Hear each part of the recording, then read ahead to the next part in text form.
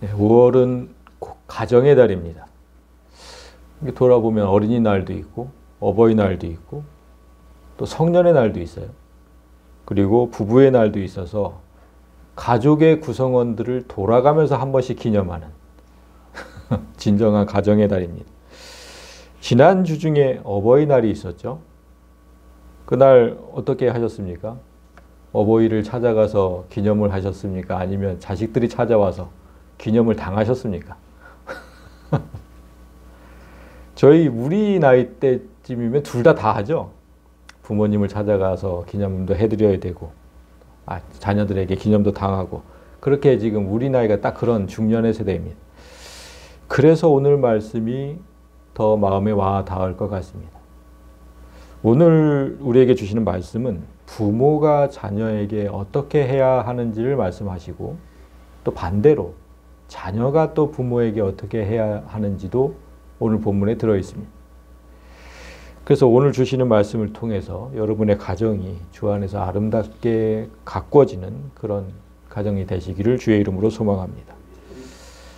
자, 오늘 우리는 너무나 잔혹한 시대에 살던 한 어머니를 보게 됩니다. 이 어머니는 제 자식 이름도 지어주지 못한 채 강에 버려야 했고, 우여곡절 끝에 다시 그 아이를 찾아서 젖을 먹이게 됐지만, 또 아이가 성장하면 그 아이를 떠나야만 했던 그런 어머니입니다. 너무나 불행한 삶을 살았던 이 어머니는 우리가 잘 아는 모세의 어머니입니다. 오늘 본문 속에는 그녀의 이름이 나오지 않습니다. 그녀의 이름은 성경에 딱 2번 등장하는데 2번 모두 이스라엘의 족보를 기록한 그곳에서만 볼 수가 있습니다. 그 중에서 한 곳을 보겠습니다. 출애굽기 6장에 있는데, 아므람은 그들 아버지의 누이 요게벳을 아내로 맞아 아론과 모세를 낳았으며 아므람의 수명은 137세였다. 이 구절에서 알 수 있는 게 뭐냐면 모세의 아버지는 아므람, 어머니는 요게벳. 그런데 이 두 사람의 관계가 조카와 고모 사이였다. 그걸 알 수 있습니다. 그죠? 아므람이 아버지의 누이 요게벳을 아내로 맞았다고 하니까 조카와 고모 사이. 부끄러운 결혼이었어요. 이후에 하나님은 모세에게 주신 율법을 통해서 친족 간의 결혼을 금하셨어요. 그러니까 모세의 부모는 율법이 주어지기 전에 마지막 세대였던 겁니다. 그래서 친족끼리 결혼이 가능했다 하더라도 고모와 조카의 결혼이 사람들의 축복을 받을 만한 결혼은 아니었습니다. 더군다나 이때는 이스라엘 백성이 애굽의 노예로 살던 시대였잖아요. 그래서 요게벳은 노예의 고된 삶을 살면서 결혼도 조카와 하게 된, 어찌 보면 참 불행한 삶을 살던 여인이었어요. 그녀의 불행은 여기서 끝나지 않았고 아이 둘을 낳고 3번째 아이를 가졌을 때 극대화됩니다. 애굽의 왕이 이스라엘 백성이 낳는 아들은 모두 죽이라는 명령을 했기 때문이죠. 그것이 1장 22절에 있습니다. 바로가 그의 모든 백성에게 명령하여 이르되 아들이 태어나거든 너희는 그를 나일강에 던지고 딸이거든 살려두라 하였더라. 이런 잔혹한 명령이 떨어졌을 때 요게벳이 아이를 낳았고 이제 그 아이를 어떻게 해야 할지 결정해야만 했습니다. 2절을 보면 그 여자가 임신하여 아들을 낳으니 그가 잘생긴 것을 보고 석 달 동안 그를 숨겼다. 요게벳이 낳은 첫 아이는 딸 미리암입니다. 그리고 둘째 장남을 낳았는데 그게 아론이죠. 우리 여러분들이 잘 아실 겁니다. 그래서 셋째 아이가 태어났을 때 굳이 아들이 아니어도 된다. 아론이 있으니까. 아들이 태어나면 죽잖아요. 제발 딸이기를 소망했을 것. 그런데 불행히 또 아들이 나왔고, 그런데 지금 여기 보면 너무나 잘생긴 아들이 나왔다. 그래서 차마 죽이지 못하고 석 달 동안 그를 숨겼다. 이렇게 되어 있네.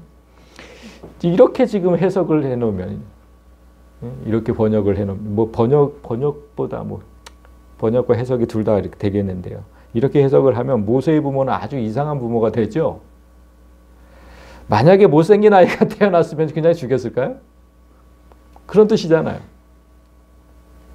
그리고 아론과 미리암에 비해서 월등히 잘생겼다는 뜻일까 이게?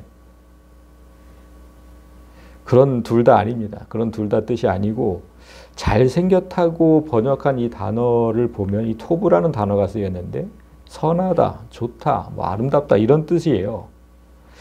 그런데 모세에게 이 단어가 왜 쓰였을까? 그거는 여기서 알 수가 없고 신약 성경에 기록되어 있습니다. 사도행전 7장 20절을 보면 그때의 모세가 났는데 하나님 보시기에 아름다운지라 그의 아버지의 집에서 석 달 동안 기르더니 똑같은 구절을 지금 해놓은 거죠. 근데 아름답다고 번역한 단어를 보니까 아스테이오스라는 단어인데 만족스럽다, 합당하다, 아름답다라는 뜻도 있습니다. 그런데 분명하게 기록되어 있는 것은 뭐냐면 하나님 보시기에 아름답다는 거잖아요. 그러니까 하나님 보시기에 이스라엘의 구원자로 합당한 아이가 태어났다는 거거든요. 그죠? 자, 여기 지금 아스테이오스가 만족스러운 합당한 이런 뜻이었으니까 하나님 보시기에 이스라엘의 구원자로 합당한 아이가 태어났다. 그래서 하나님께서 부모의 마음에 어떻게든 살려야겠다는 마음을 주신 것이다. 단지 잘생겨서 살리겠다고 한 게 아니고 그렇게 하나님께서 마음을 주신 것이다. 그래서 아이의 울음소리가 새나가면 들킬 게 뻔하잖아요. 석 달 동안이나 그걸 어떻게 감춥니까? 아이가 뭐 시도 때도 없이 우는데. 그러니까 그렇게 석 달이나 숨길 수 있었던 이유도 하나님의 보호가 아니었다면 불가능했다. 하나님께서 하신 일이다. 그리고 석 달이라는 시간 자체도 지금 석 달이라 그래요. 석 달. 석 달이라는 시간 자체도 하나님의 은혜입니다. 왜냐하면 석 달이면 얼마? 100일이죠. 100일. 100일이잖아. 사람들이 아이의 100일 잔치를 치르는 이유가 뭐냐면 태어난 후에 100일이 외부 환경에 가장 취약한 나이예요. 아이가 태어난 후에 100일 동안이. 생각해보면 10달 동안 엄마 뱃속에 있었잖아요. 전혀 다른 세상에 나왔어요.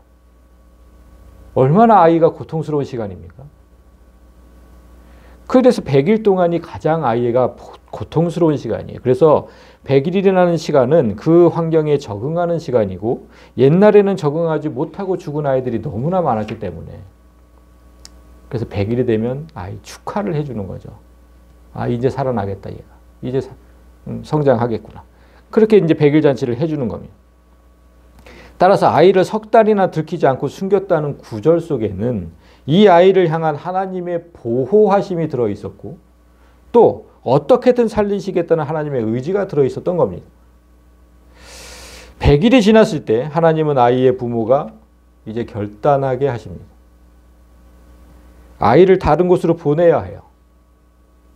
계속 키울 수는 없죠. 들키면 이제 뭐 죽어야 되니까. 그래서 여기서 잠시 생각해 볼까요? 아들의 탄생을 애굽의 군사들에게 들키면 그 아이는 나일강에 수장되죠. 지금 명령이 그거였잖아요. 나일강에 다 던져 죽이라고. 따라서 그 당시에 아들을 낳은 부모들은 애굽의 군사들에게 들키기 전에 어떻게든 그 아들을 살리려고 하지 않았겠습니까? 그거 어떻게 했을까? 여러분들이 그 당시에 아들을 낳았다고 한번 생각해 보세요. 이 아들을 어떻게 하면 살릴 수 있을까? 저도 생각을 해봤거든요. 어떻게 해야 살릴 수 있을까? 점점 아이는 커가는데. 이들이 만약에 자유인 신분이었다면 멀리 이사를 가면 되죠. 그런데 이들은 노예 신분이었거든요. 이사를 갈 수도 없어요. 감시를 받는 처지였어요. 그래서 정말 딱히 방법이 없어요. 아무리 생각해도 방법이 없어. 아들을 살릴 만한 방법이. 그래서 부모들은 강제로 아이를 빼앗겼을 것이고 수많은 아이가 실제로 나일강에 던져졌을 겁니다. 그래서 한동안 고민하던 요게벳이 최후의 수단을 씁니다. 그게 3절이죠. 더 숨길 수 없게 되매 그를 위하여 갈대 상자를 가져다가 역청과 나무진을 칠하고 아기를 거기다마 나일강과 갈대 사이에 두고. 요게벳이 생각한 이 방법은 사실 너무나 무모한 방법이에요. 나무 상자도 아니고 갈대 상자예요. 갈대로 엮은. 물이 새지 않도록 진흙과 진액을 발랐다고 해도 갈대가 무슨 힘이 있습니까? 100일이 된 아이의 평균 몸무게는 6, 7kg예요. 평균 몸무게가. 갈대가 그 무게를 견딘다는 것도 어렵지만 급류에 휩쓸리기라도 한다면 이 상자로 이렇게 휙휙 뒤집어질 거 아니겠습니까? 아이가 어떻게 살 수가 있겠어요? 그런데 그런 위험을 다 운 좋게 피한다고 해도 절대로 피할 수 없는 위험이 있습니다. 뭐겠습니까? 나일강이잖아요. 나일강. 악어입니다. 악어. 악어. 악어는 나일강의 상징적인 존재예요. 애굽 사람들은 악어가 파라오의 힘을 상징한다고 믿고 악어를 신으로 섬겼어요. 그만큼 나일강의 악어는 강하고 포악합니다. 이집트의 전역을 가로질러요. 나일강은. 완전 관통하거든요. 그러면 수도 없겠죠. 악어 수가. 수도 없이 있을 거예요. 이 사실을 모를 리 없어요. 요게벳이. 거기서 계속 살았으니까. 그런데 그 아이를 나일강에 둔다. 그러면 군사들이 아이를 그냥 나일강에 던져버리는 것과 다를 게 뭐가 있어요. 똑같은 거죠. 그 아이가 금방 악어의 밥이 될지도 몰라. 그런데도 요게벳이 이 방법을 택한 것은 이 방법밖에는 없는 거예요. 이 방법밖에는. 우리가 생각해 봤지만 아무 방법이 없어요. 그냥 두면 어차피 죽어요. 그러니까 이럴 때 누구든 마지막으로 하게 되는 생각이 뭐냐면 진인사 대천명이에요. 진인사 대천명. 이거죠. 사람이 할 수 있는 일을 다 한 후에 진인사. 하늘의 결과를 맡기고 기다린다. 대천명. 내가 할 수 있는 데까지는 최선을 다해보자. 그 다음부터는 하나님께 맡기자. 이거밖에는 없어요. 누가 생각해도 이거밖에는 없는 거예요.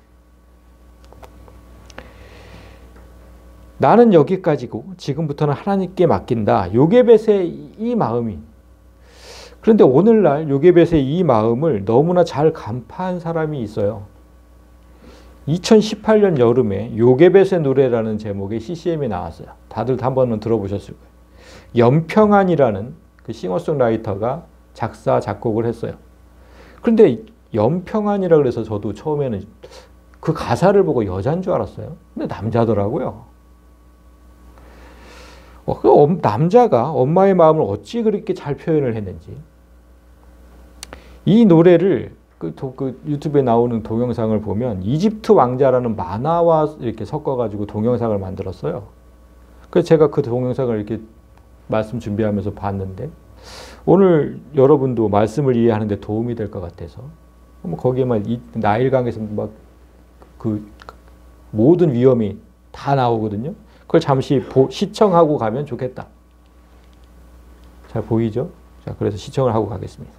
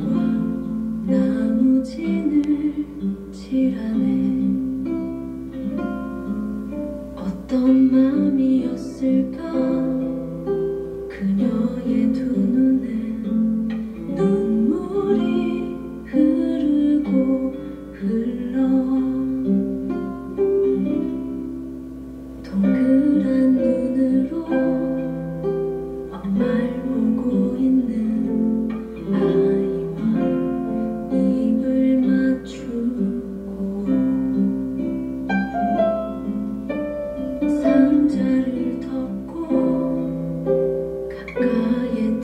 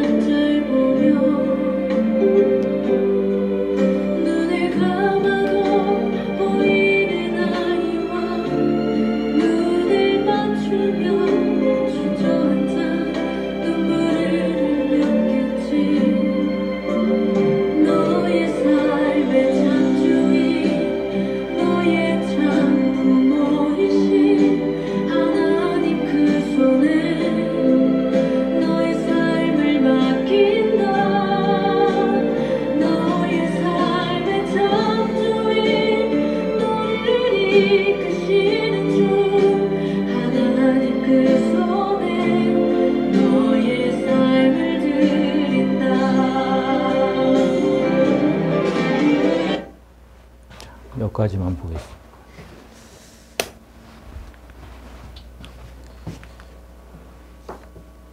자,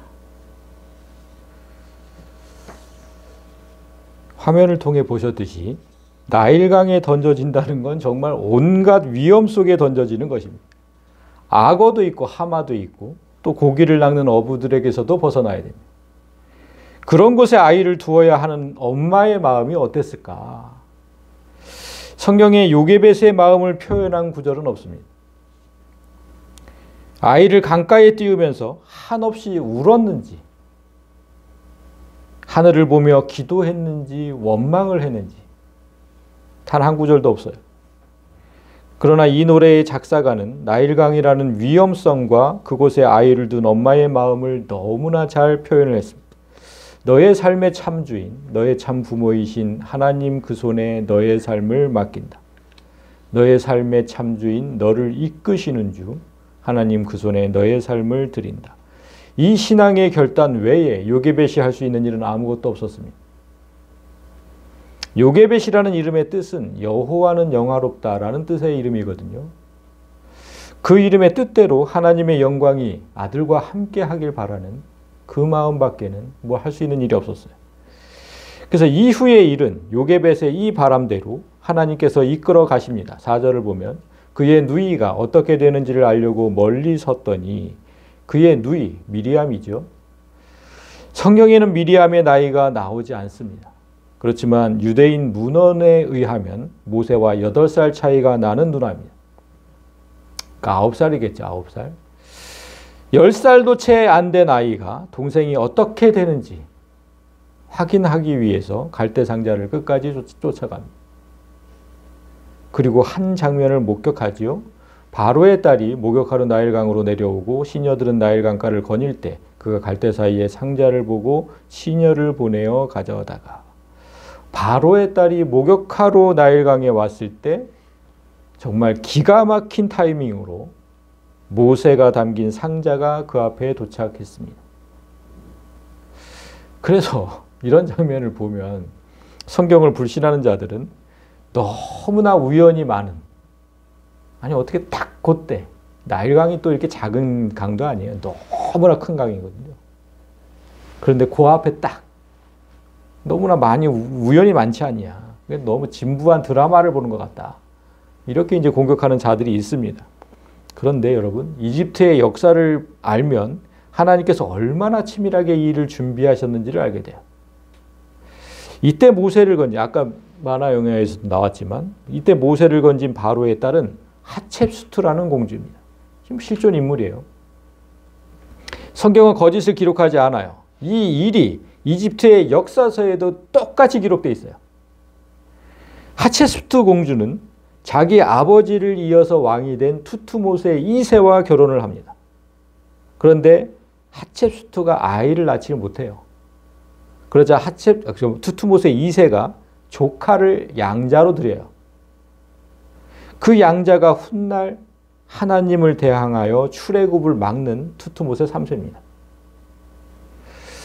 하첵수트는 남편인 투투모세 2세가 일찍 죽어버리자 나이 어린 왕자를 대신해서 섭정을 하게 돼요.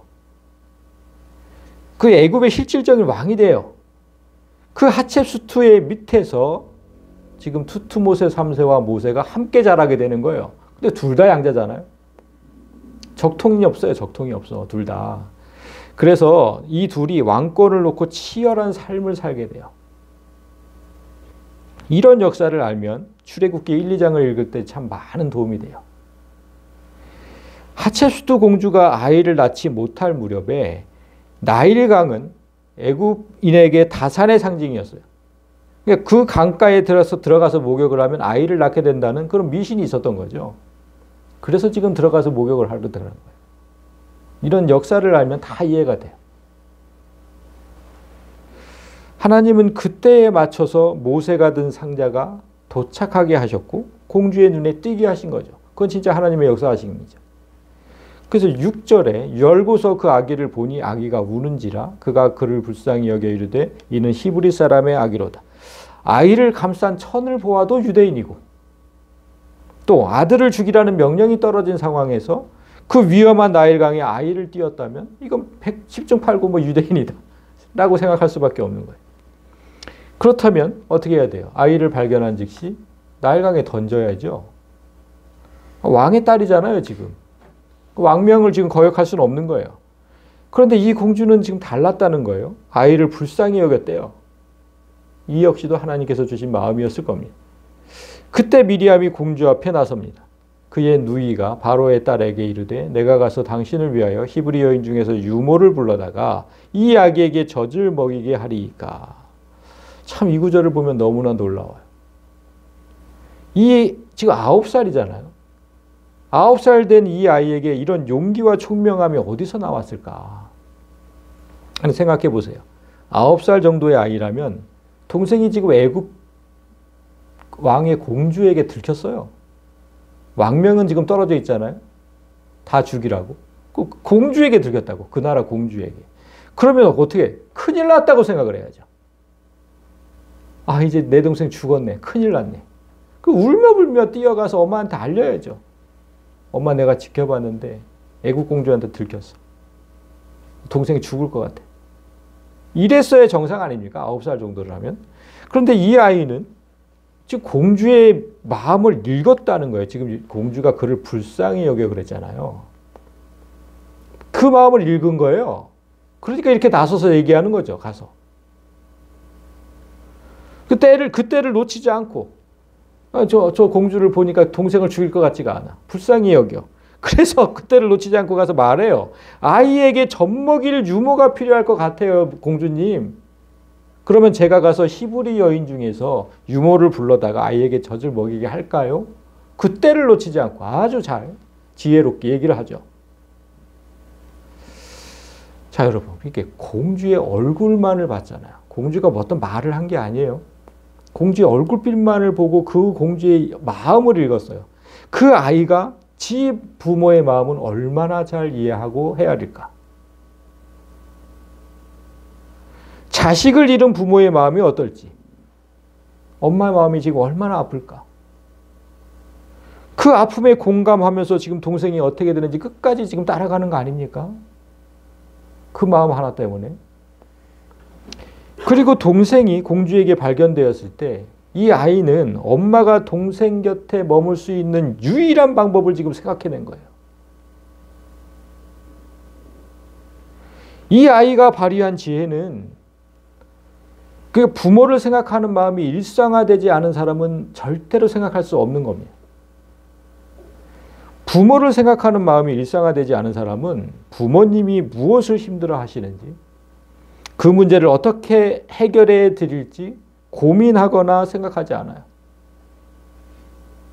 항상 그게 일상화된 사람. 그 부모님한테 지금 이 문제가 있는데 이걸 해결해 드려야 되는데, 이게 항상 일상화될 때 이런 마음이 나오는 거예요. 이런 생각이 나오는 거예요.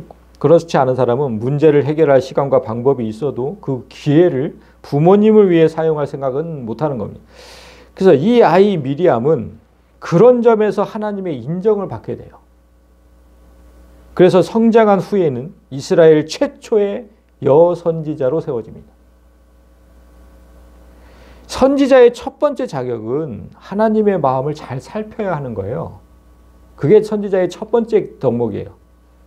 그런데 하나님은 미리암을 그런 사람이라고 지금 평가를 하신 거예요. 부모를 생각하는 그 마음을 보면 하나님을 어떻게 생각하는지도 알 수 있다. 그거. 여러분, 그래서 여러분에게 한 가지 말씀을 드립니다. 하나님께서 여러분 부모라는 존재를 왜 만드셨는지 아세요?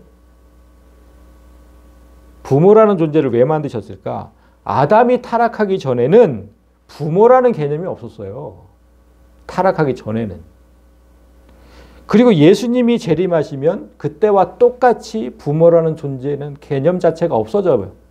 예수님 다시 오시는 그날이 되면. 없어져요, 부모라는 개념이. 부모라는 개념은 그러니까 타락 이후부터 예수님 재림 전까지만 유효한 거예요. 이해하셔요? 이해하셨죠? 타락 후에서부터 예수님 오시기 전까지만. 그때만 부모라는 게 있는 거예요. 따라서 지금의 부모 자식 관계가 저 하늘나라에까지도 유지된다고 생각하면 안 돼요. 그렇게 생각하면 안 돼요.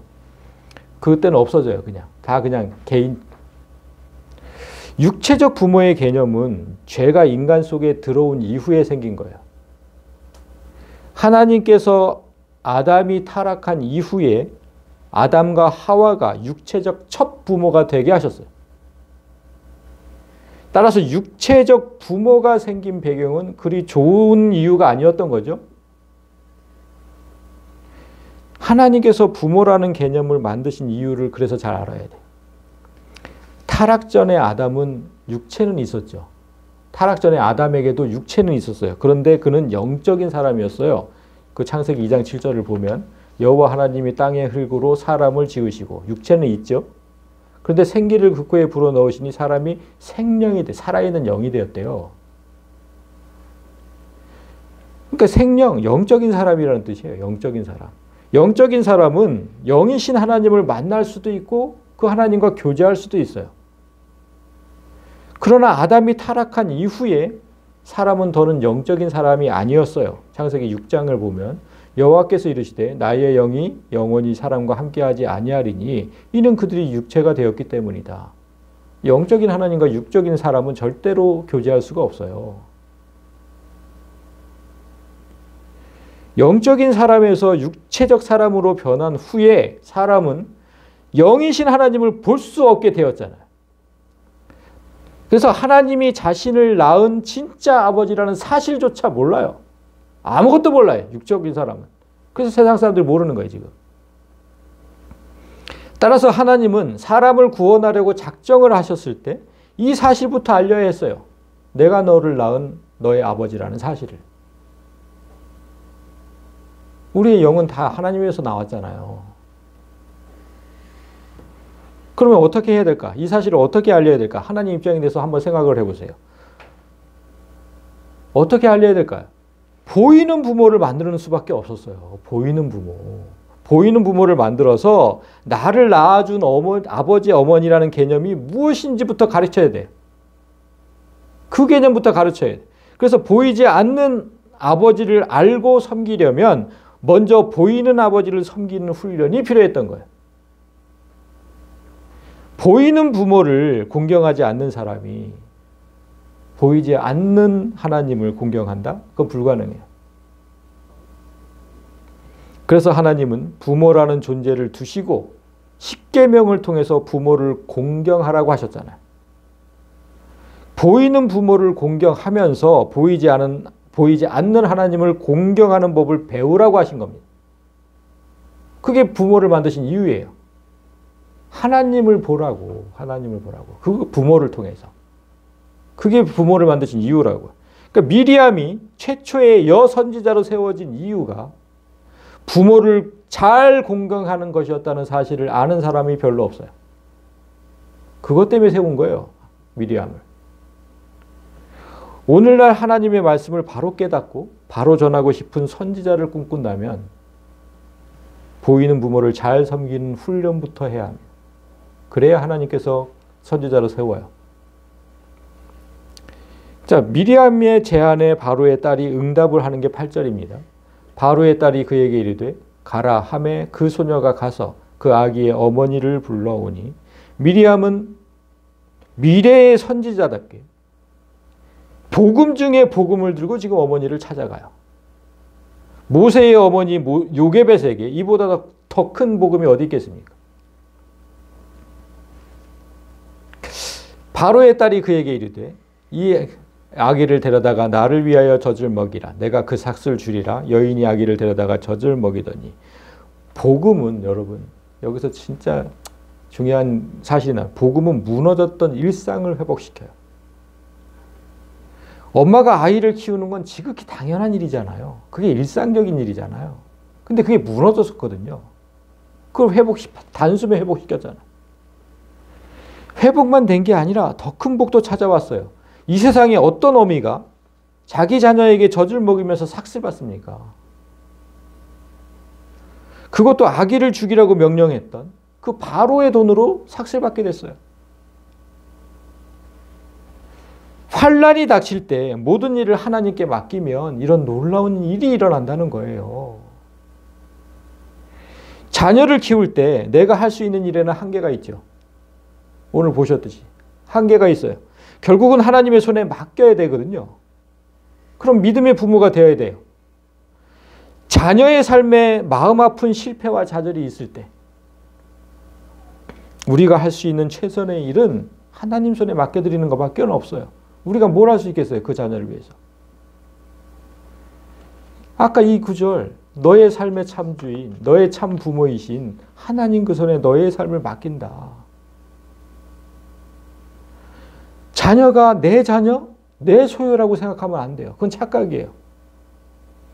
하나님께서 만약에 허락하시지 않았다면 여러분은 부모 자체가 될 수 없었어요. 그들을 주신 거잖아요. 내 자녀의 참부모, 참주인은 하나님이시다. 그걸 가르쳐야 돼요.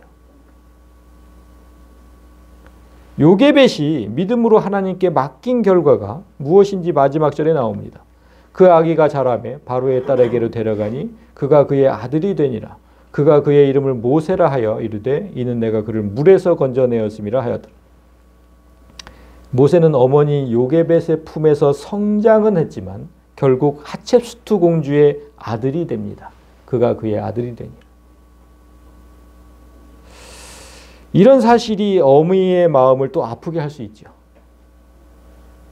그런데 모세가 공주의 아들이 되지 않았다면 모세는 이스라엘을 구원하는 주인공이 될 수 없었을 겁니다. 따라서 자녀가 내 품에서 떠났다고 아파하지 마세요. 그 아파할 일 아니에요. 그가 어디에 있든 하나님 손에 붙들려 있기만을 기도하면 됩니다. 우리가 자녀를 도울 일은 매우 적어요. 그렇지만 하나님은 그 자녀가 어디에 있든 늘 그 자녀를 보고 계시고 늘 그들을 돕고 계시고 그 자녀를 통해서 하실 일도 너무나 많고 그럼 도대체 어디에 메어둬야 됩니까? 나한테 메어두면 뭐해요? 나는 도울 일이 없는데. 하나님께 맡겨야죠. 바로의 딸이 이 아이에게 지금 모세라는 이름을 지어줬어요. 이 이름은 원래 지금 뭐 물에서 건져내었음 이렇게 되어 있잖아요. 원뜻을 볼까요? 이집트어로 모는 물이에요. 그리고 우세스는 건져짐이에요. 그래서 모우세스예요. 그 영화 같은 데 보면 이렇게 발음을 해요. 진짜 모우세스. 모우세스. 그런데 이 단어 뜻대로 하면 물에서 건져짐을 당했다는 뜻이거든요. 그랬잖아요. 모세. 물에서 건져짐을 당했다. 그런데 이 이름이 나중에 유대식 발음을 따라서 그냥 모세로 고쳐지는데 그 뜻이 물에서 건져내는 자로 바뀌어요. 모세가 지금 그 이스라엘 자손들을 다 구출해내잖아요. 그 물, 심판 가운데서 건져내는 자. 죽음 가운데서 건져내는 자. 그러니까 이름의 변화 속에서 하나님의 깊고 오묘한 섭리를 볼 수 있습니다. 죽음의 강 나일강에서 건져짐을 받은 자가 훗날 이스라엘 백성을 죄의 땅 애굽에서 건져낼 자로 변하잖아요. 우리의 자녀를 하나님의 손에 맡길 때 자녀를 향한 사탄의 어떤 공격도 이렇게 선한 일로 바뀔 수 있음을 기억해야 한다는 겁니다. 그러나 하나님께 맡기기 전에 우리가 해야 할 일이 오늘 본문에 있었음을 기억하셔야 돼요. 어디까지가 우리가 해야 될 일이에요. 오늘 요게벳은 죽음의 강 위에 아이를 두었죠. 그녀는 그럴 수밖에 없었다 그랬어요. 성경은 이 장면을 통해서 우리도 우리 자녀들을 죽음의 강 위에 둘 수밖에 없음을 깨달으라고 하세요. 지금 요게벳만 그런 게 아니에요. 여러분도 다 죽음의 강 위에 자녀들을 두고 있다고. 이 세상은 사탄의 영향력 아래에 있고 곳곳에 우리 자녀를 삼키려는 악어와 같은 짐승 같은 문화들이 존재를 합니다. 그런 악한 세상이 두려워서 우리 자녀들을 집 안에만 둘 수는 없죠. 우리도 죽음의 강 위에 아이들을 둘 수밖에 없는 처지예요. 그때 우리가 해야 할 일을 요게벳을 통해서 보아야 합니다. 아이를 위험 속에 두고 손 놓고 있지 말고 아이를 보호할 방주를 만들어야 되죠. 그게 뭐예요? 비록 내가 만든 방주가 갈대 같은 정말 연약한 방주여도 그 방주 안에 기도의 역청을 바르고 말씀의 진액을 바르고 그런 방주라면 죄악의 물결로부터 우리 자녀를 능히 보호할 것입니다. 여러분이 말씀 앞에 앉아 있고 기도의 자리에서 항상 자녀를 위해서 기도할 때마다 여러분이 방수 기능이 뛰어난 갈대 상자를 준비한다는 사실을 잊으면 안 돼요. 그게 둘 다가 없으면 아이들을 그냥 저 죽음의 나일강에 던져놓은 거와 똑같은 거예요. 그리고 거기까지가 부모의 역할이고 거기까지가 이후의 역할은 하나님께서 하신다. 그 다음부터는 하나님의 영역이다. 하나님께서 자녀의 인생에 개입하셔서 모든 위험으로부터 보호하시고 우리 자녀가 위대한 일을 행할 수 있는 가장 적합한 곳에 도달하게 하신다. 여러분 자녀가 지금 어디에서 뭘 하고 있는지 모르시죠? 하나님은 다 보고 계시고 인도하고 계시잖아요. 결국은 모세가 공주 손에 도달했던 것처럼 가장 적합한 그곳에 도달하게 하실 것이다. 여러분의 기도와 말씀 앞에 있을 때 가능합니다. 자, 그래서 이제 말씀을 정리합니다. 모세가 40년을 애굽의 왕실에서 자라게 되죠. 성경을 통해서 우리가 보게 되죠. 그렇다고 모세가 하나님을 몰랐을까요? 애굽의 왕실에 있었으니까? 그렇지 않아요. 적의 소굴에서 자랐지만 분명히 하나님을 알고 있었어요. 히브리서 11장을 보면 믿음으로 모세는 장성하였다. 모세가 믿음으로 성장할 수 있었던 이유가 뭐겠습니까? 엄마 요게벳의 영향이죠. 아이가 젖을 때고 걸음마를 하고 말하기 시작할 때 요게벳은 모세에게 하나님부터 가르쳤을 거예요. 자신이 친엄마라는 사실은 말하지 못해도 너를 지으신 분이 누구인지, 너를 보호하시고 너의 삶을 인도하실 분이 누구인지를 자세하게 가르쳤을 겁니다. 이런 교육의 영향으로 모세는 애굽인을 대항하게 되고 편히 살던 궁을 떠나서 40년 광야 생활을 하게 되죠. 한 나라의 왕자로 살다가 하잘것없는 양치기로 전락했어도 모세는 그 길을 기꺼이 선택했어요. 모세의 광야 40년처럼 우리의 자녀가 편한 집을 떠나 고생할 수도 있고 그 시간이 너무나 길게 느껴질 수도 있고 시간 낭비로 느껴질 수도 있어요. 그러나 하나님은 그 시간을 통해서 모세를 훈련하셨고 하나님의 때에 구원자로 세우셨습니다. 성경을 통해서 좀 깨달으시기 바라요. 실망하지 마시고 기도만 하세요. 자녀가 어디에 있든지 어떤 상황에 있든지 오늘 하나님은 가정의 달을 맞아서 요게벳을 통해서 부모의 역할을 말씀하셨고 미리암을 통해서 자녀의 역할을 말씀하셨습니다. 아쉬운 건 모세의 아버지 아므람과 형 아론의 얘기가 지금 빠져 있다는 겁니다. 그러나 성경은 요게벳의 이름을 단 2번 기록한 것과는 달리 아므람의 이름은 13번이나 기록하고 있습니다. 물론 모두 족보상의 기록이기는 합니다만 그 중에 하나 눈여겨볼 기록이 있어서 제가 가져왔습니다. 역대상 23장을 보면 아므람의 아들들은 아론과 모세이니 아론은 그 자손들과 함께 구별되어 몸을 성결하게 하여 영원토록 심히 거룩한 자가 되어 여호와 앞에 분향하고 섬기며 그 이름으로 축복하게 되었느니라. 믿음의 가정에는 단 한 자녀도 실패하지 않습니다. 아므람의 자녀 중 차남인 모세와 딸 미리암은 선지자가 되었고 장남 아론은 제사장이 되었어요. 그것도 영원토록 심히 거룩한 제사장. 얼마나 축복된 장남입니까? 세 자녀 모두가 하나님의 사람이 되어서 하나님께 귀히 쓰임받는 자녀가 된 겁니다. 어찌 이리 자식 농사를 잘 지었을까요? 여러분, 아므람이라는 이름의 뜻은 여호와의 종이라는 뜻이에요. 그리고 요게벳의 이름의 뜻은 아까 얘기했듯이 여호와의 영광이라는 뜻이고. 자, 두 이름을 한번 섞어보세요. 하나님의 종, 하나님의 종이라는 의미가 뭐냐면 하나님은 나의 주가 되신다는 거잖아요. 하나님이 나의 주가 되실 때 나와 내 가족에게 하나님의 영광이 드러난다는 뜻이거든요. 이 부부의 이름을 이렇게 지금 조합을 해 놓으셨어요. 그래서 하나님께서 부모라는 존재를 만드신 이유가 그거라는 거예요. 자, 이 하나님을 주인으로 삼고 자녀에게 하나님의 영광하면 뭐로 바꾸라? 존재. 그러니까 자녀에게 하나님의 존재를 드러내는 것. 그게 부모를 만드신 이유예요. 여러분이 부모로서 존재하는 이유가 그거라고요. 하나님을 주인으로 먼저 삼으세요. 그리고 자녀에게 하나님의 존재를 드러내세요. 여러분을 통해서 하나님을 보게 하시고 자녀들이.